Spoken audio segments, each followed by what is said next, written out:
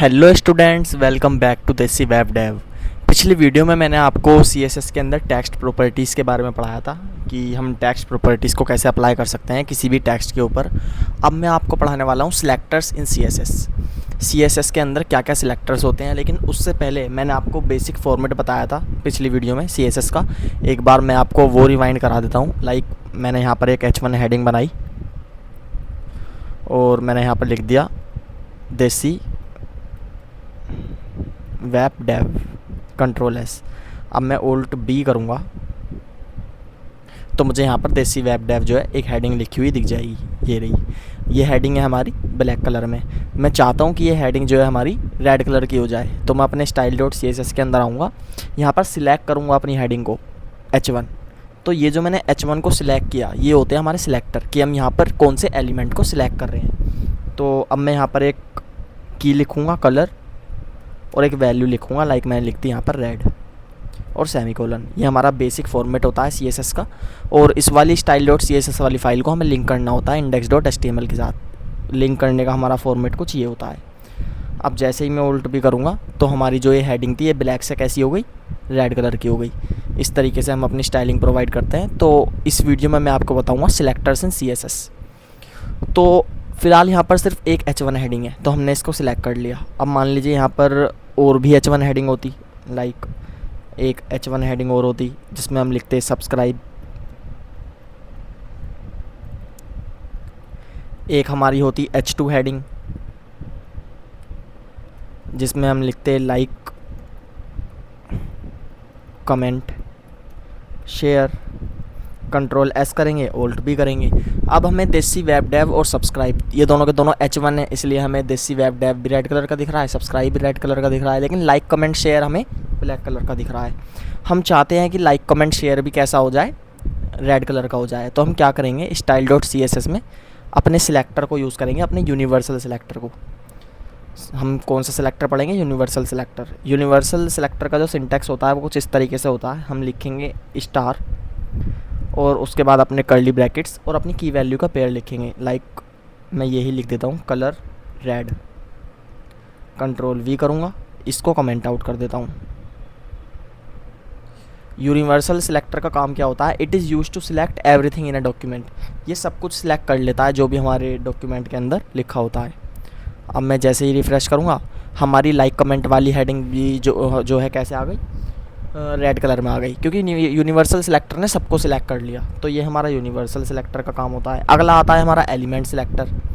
Element selector ये होता है जो मैंने आपको सबसे पहले बताया था कि हम बेसिकली एक एलिमेंट को सिलेक्ट करते हैं। यहाँ पर मैंने ये एक एलिमेंट सिलेक्ट कर लिया H1, तो हमारी सिर्फ H1 वाली हेडिंग के ऊपर जो है कलर अप्लाई होगा। सिर्फ हमारी H1 वाली हेडिंग के ऊपर जो है कलर अप्लाई हुआ। ये होता है हमारा एलिमेंट सिलेक्टर। अब एलिमेंट सिलेक्टर के बाद आता है हमारा ID सिलेक्टर। ID सिलेक्टर क्या करता है, मान लीजिए फॉर सपोज़ ये देसी वेब डेव भी हमारी हेडिंग 1 है और सब्सक्राइब भी हमारी हेडिंग 1 है, लेकिन मैं चाहता हूँ देसी वेब डेव का तो हमारा कलर जो है हेडिंग 1 का रेड हो जाए, बाकी सब्सक्राइब का ब्लैक ही रहे। लेकिन मैं यहाँ पर एलिमेंट सिलेक्टर यूज़ करूँगा तो मेरी दोनों की दोनों हेडिंग H1 जो है रेड कलर की हो जाएगी। देसी वेब डेव और सब्सक्राइब दोनों H1 है। तो मैं क्या करूँगा, मैं H1 को एक ID दे दूँगा। मैं यहाँ पर एक ID दे दूँगा इसको, मैंने इसे दे दिया हेडिंग 1। मैंने इसको एक ID दे दी। अब मैं क्या करूँगा, मैं अपने style.css के अंदर आकर अपनी ID को सिलेक्ट करूँगा। H1 को तो मैं कमेंट आउट कर देता हूँ, या मान लीजिए यहाँ से डिलीट ही कर देता हूँ, ठीक है। अब मैं यहाँ पर अपनी ID को सिलेक्ट करूँगा। और ID को सिलेक्ट कैसे करते हैं, सबसे पहले हम लिखते हैं अपना हैशटैग और अपनी ID का नाम लिखते हैं। हमारी ID का नाम क्या है, हेडिंग 1। यहाँ पर लिखा है ना हेडिंग 1, ये हमारी ID का नाम है। तो जिस भी एलिमेंट को ये ID दी गई होगी वहाँ पर हमारी स्टाइलिंग जो है अप्लाई हो जाएगी। मैं यहाँ पर लिखना चाहता हूँ कलर रेड। Ctrl+S करूँगा, यहाँ पर भी Ctrl+S करूँगा, Alt+B करूँगा, तो सिर्फ ये हमारी जिसको ID दी गई थी हमारी हेडिंग 1, उसके ऊपर हमारी जो है स्टाइलिंग जो है अप्लाई हो गई। तो ये हमारा ID सिलेक्टर का काम होता है। उसके बाद हमारा आता है क्लास सिलेक्टर। क्लास सिलेक्टर हमारा एलिमेंट सिलेक्ट करता है एलिमेंट को based on their class attribute. मैं क्या करता हूँ, मैं यहाँ पर एक डिव बना लेता हूँ, ठीक है, और उसको मैं क्लास दे देता हूँ डॉट बॉक्स के नाम से। मैंने इसको क्लास दे दी। अब इस डिव के अंदर मैं ये दोनों की दोनों हेडिंग डाल देता हूँ। मैंने ये दोनों हेडिंग जो है इस डिव के अंदर डाल दी। अब इस डिव का जो हमारा क्लास है वो क्या है, बॉक्स। अब मैं इस बॉक्स को सिलेक्ट करूँगा, और क्लास को सिलेक्ट करने का फॉर्मेट क्या होता है, हम लिखते हैं डॉट और क्लास का नाम है बॉक्स, देन कर्ली ब्रैकेट्स, और इसको कमेंट आउट कर लेता हूँ। और यहाँ पर मैं अपना कलर दे दूँगा रेड। अब मैं जैसे ही कंट्रोल एस करूँगा, यहाँ पर भी मैं कंट्रोल एस करूँगा, तो अब मैं अगर अपना आउटपुट देखूँ तो हमारी देसी वेब डेव और सब्सक्राइब दोनों के दोनों किस कलर के हो गए हैं, रेड कलर के हो गए हैं। क्यों हो गए हैं, क्योंकि मैंने ये दोनों डिव के अंदर डाल दिए हैं, और हमारे डिव की जो क्लास थी वो बॉक्स थी, और मैंने बॉक्स वाली क्लास को एक स्टाइलिंग प्रोवाइड कर दी है। तो हमारे बॉक्स के अंदर जितने भी एलिमेंट्स होंगे, उस क्लास के अंदर जितने भी एलिमेंट्स आ रहे होंगे, उन सबको एक पर्टिकुलर जो है स्टाइलिंग प्रोवाइड हो जाएगी। उसके बाद जो हमारा अगला सिलेक्टर आता है वो आता है हमारा डिसेंडेंट सिलेक्टर। डिसेंडेंट सिलेक्टर क्या करता है, मान लीजिए हमारा कोई डिव है, मैं इसके अंदर कोई एक डिव बना देता हूँ। H2 के नीचे मैंने यहाँ पर एक डिव बना दिया, ठीक है। अब मैंने डिव के अंदर एक पैराग्राफ लिखा, हे welcome to Desi web Dave.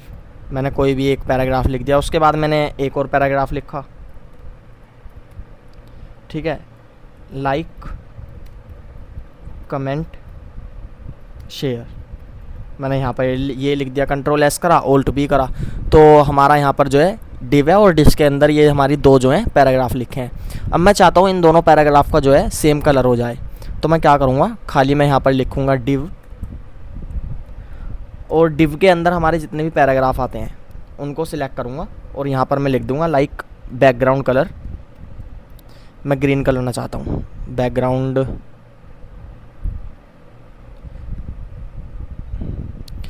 ये सिलेक्ट नहीं हो रहा है, हो गया, बैकग्राउंड कलर ग्रीन, ठीक है। कंट्रोल एस करूँगा, और अब मैं अगर जाके अपना आउटपुट देखूँ तो हमारी इन दोनों का बैकग्राउंड कलर कैसा हो गया है, ग्रीन हो गया है। क्योंकि मैंने कौन सा सिलेक्टर यूज़ करा है, डिसेंडेंट सिलेक्टर, जो सारे के सारे डिव के अंदर जितने भी पैराग्राफ थे उनको, मतलब डिव के जितने भी चाइल्ड होंगे उनको सबको सिलेक्ट कर लेगा, और हमारे डिव के चाइल्ड में पैराग्राफ है, और हम इन दोनों के दोनों पैराग्राफ को जो है सिलेक्ट कर दिया। तो ये होता है हमारा डिसेंडेंट सिलेक्टर। उसके बाद जो हमारा अगला आता है वो आता है हमारा एडजेसेंट सिबलिंग कॉम्बिनेटर। अब मान लीजिए हमारे ये जो H2 है, और यहाँ पर मैं एक पैराग्राफ बना देता हूँ। मान लीजिए मैंने ये पैराग्राफ जो है यहाँ पर बना दिया, कंट्रोल एस। तो एडजेसेंट सिबलिंग कॉम्बिनेटर क्या करेगा, जो भी पैराग्राफ हमारे H2 के बाद आएगा उसको सिलेक्ट कर लेगा। अगर मैं यहाँ पर, इसका जो सिंटैक्स होता है वो कुछ ऐसा होता है, मान लीजिए मैं यहाँ पर H2 लिख दूँ, और उसके बाद प्लस मैं पैराग्राफ लिख दूँ, और इस तरीके से मैं यहाँ पर एक वैल्यू डिफाइन कर देता हूँ, लाइक कलर ब्लू कर देता हूँ, कंट्रोल एस, और यहाँ पर भी क्या करता हूँ, कंट्रोल एस। अब मैं ऑल्ट बी करूँगा, तो हमारी हेडिंग 2 के बाद जो हमारा पैराग्राफ था उसका जो कलर था वो ब्लू हो गया। किसकी वजह से हुआ, एडजेसेंट सिबलिंग कॉम्बिनेटर की वजह से। ये दोनों एक ही लेवल पर हैं, तो H2 और P हमारे क्या हैं, ये सिबलिंग्स हैं आपस में। तो एडजेसेंट सिबलिंग कॉम्बिनेटर इस तरीके से वर्क करता है। बाकी और भी सिलेक्टर्स होते हैं हमारे जिनको हम यूज़ कर सकते हैं, और आप MDN वेबसाइट पर जाकर जो है सर्च कर सकते हैं। काफ़ी टाइप्स के सिलेक्टर्स होते हैं, लाइक इन्फिनिटी, आप काफ़ी सारे। एक मैं आपको एक और अगर बताऊं तो एक होता है हमारा चाइल्ड कॉम्बिनेटर जो अपने चाइल्ड्स को जो है सिलेक्ट करता है। फिर और भी आते हैं, तो आप जो है इस तरीके से अपने सिलेक्टर्स जो हैं पढ़ सकते हैं, और मैंने आपको मोस्ट इंपॉर्टेंट सिलेक्टर्स जो हैं सारे के सारे पढ़ा दिए हैं। That's it for today.